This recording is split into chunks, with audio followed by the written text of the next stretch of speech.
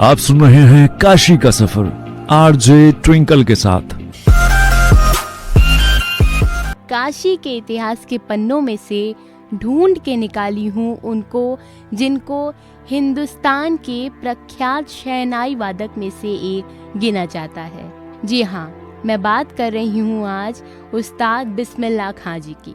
इनका जन्म बनारस में तो नहीं हुआ, लेकिन इनका काशी से काफ़ी लगाव था। आगे बताऊंगी कैसे इनका काशी में आना हुआ। बिस्मिल्लाह खां जी का जन्म बिहारी मुस्लिम परिवार में पैगंबर खां और मिट्ठन बाई के यहाँ हुआ। एक दिन भोर में उनके पिता पैगंबर बख्श राज दरबार में शहनाई बजाने के लिए घर से निकलने की तैयारी कर ही रहे थे कि उनके कानों में एक बच्चे की किलकारियां सुनाई दी। तब पैगंबर ने सुखद अनुभव के साथ उनके मुंह से बिस्मिल्लाह शब्द निकला। उन्होंने अल्लाह के प्रति आभार व्यक्त किया। हालांकि उनके बचपन का नाम कमरुद्दीन था, लेकिन वह बिस्मिल्लाह के नाम से जाने गए। आज मैं बात कर रही हूँ शहनाई वादक की, जिन्होंने देश से लेकर विदेशों तक अपना नाम कमाया। बिस्मिल्लाह खां जी अपने माता पिता की दूसरी संतान थे। उनके खानदान के लोग दरबारी राग बजाने में माहिर थे, जो बिहार के भोजपुर रियासत में अपने संगीत का हुनर दिखाने के लिए जाया करते थे। उनके पिता बिहार के डुमराव रियासत में महाराजा केशव प्रसाद के दरबार में शहनाई बजाया करते थे। बिस्मिल्लाह खां के परदादा हुसैन बख्श खान, दादा रसूल बख्श, चाचा गाजी बख्श खान और पिता पैगंबर बख्श खान, ये सभी शहनाई वादक थे।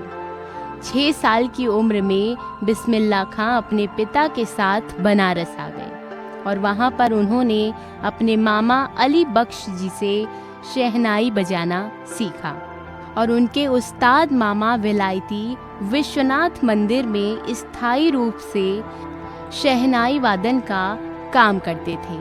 भारत के सर्वोच्च सम्मान भारत रत्न से सम्मानित बिस्मिल्लाह खां की आज मैं बात कर रही हूँ। उस्ताद बिस्मिल्लाह खां का निकाह 16 साल की उम्र में मुग्गन खानम के साथ हुआ, जो उनके मामू सादिक अली की दूसरी बेटी थी। वे हमेशा से ही एक बेहतर पति साबित हुए। वे अपनी बेगम से बेहद प्यार करते थे, लेकिन शहनाई को वे अपनी दूसरी बेगम कहते थे। इनका परिवार काफी बड़ा था। इनके परिवार में 66 लोग रहते थे, जिसका वे भरण पोषण करते थे और वे अपने घर को कई बार होटल भी कहते थे। लगातार 30-35 सालों तक साधना, 6 घंटे का रियाज उनकी दिनचर्या में शामिल रहता था। अली बख्श मामू के निधन के बाद खां साहब ने ही अकेले 60 साल तक इस साज को बुलंदियों तक पहुंचाया और पूरी दुनिया में अपना जलवा कायम रखा। और वे धार्मिक रीति रिवाजों को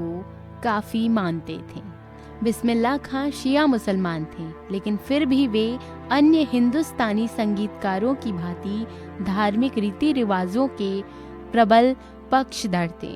बाबा विश्वनाथ की नगरी के बिस्मिल्लाह खां काफी धार्मिक प्रवृत्ति के थे। वे काशी के बाबा विश्वनाथ मंदिर में जाकर तो शहनाई बजाते ही थे, इसके अलावा वे गंगा किनारे बैठकर घंटों रियाज करते थे। वह 5 बार के नमाजी थे। हमेशा त्योहारों में बढ़ चढ़कर भाग लेते थे। रमजान के दौरान व्रत करते थे और वे सभी धर्मों का मान और सम्मान करते थे और बनारस छोड़ने के ख्याल से ही वे व्यथित हो जाते थे। वे सोचते थे कि गंगा जी और काशी विश्वनाथ से वे कभी दूर नहीं रह सकते। वे जात पात को नहीं मानते थे। उनके लिए संगीत ही उनका धर्म था और वे सही मायने में हमारी सांझी संस्कृति के सूचक थे। पूरे विश्व में अपना नाम कमाने वाले कलाकार हमारे बनारस के निवासी थे। काफी अच्छा लगता है ये जानकर कि पूरे विश्व में परचम लहराने वाले हमारे काशी के ही निवासी थे। एक बार की बात है जब उस्ताद बिस्मिल्लाह खां को अमेरिका से बुलावा आया कि आप यहीं पर आकर बस जाएं, हम आपको सभी प्रकार की सुविधा उपलब्ध करवाएंगे। तो उन्होंने उत्तर देते हुए प्रस्ताव को अस्वीकार कर दिया। उनका कहना था कि यहाँ गंगा है, यहाँ काशी है, यहाँ बालाजी का मंदिर है, यहाँ बाबा काशी विश्वनाथ है और यहाँ से जाने का मतलब है कि इन सभी से बिछड़ जाना, जिसके कारण उन्होंने इस प्रस्ताव को ठुकरा दिया।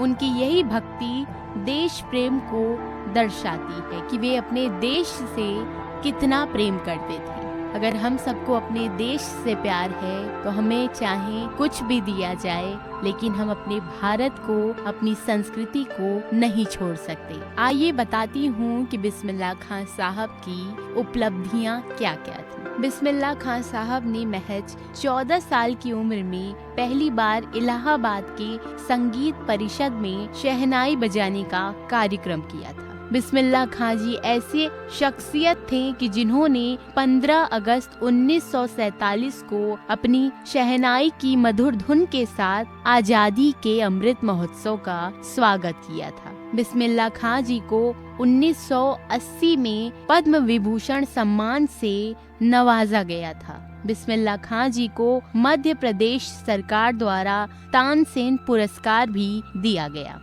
सन 2001 में उन्हें भारत के सर्वोच्च सम्मान भारत रत्न से सम्मानित किया गया। वह ऐसे तीसरे भारतीय संगीतकार थे जिन्हें भारत रत्न से सम्मानित किया गया था और 21 अगस्त 2006 में इस दुनिया को उन्होंने अलविदा कह दिया था। वे आज हम सबके साथ तो नहीं, लेकिन हम सबके दिल में हैं और उनको श्रद्धा पूर्वक नमन है।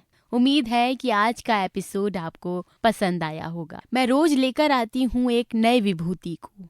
अगर आपके पास भी काशी से ही रिलेटेड कोई जानकारी है, कोई कहानी है, कोई तथ्य है, तो उसे मुझ तक पहुँचाइए। आप मुझे सर्च कर सकते हैं फेसबुक, इंस्टाग्राम पर RJ ट्विंकल के नाम से।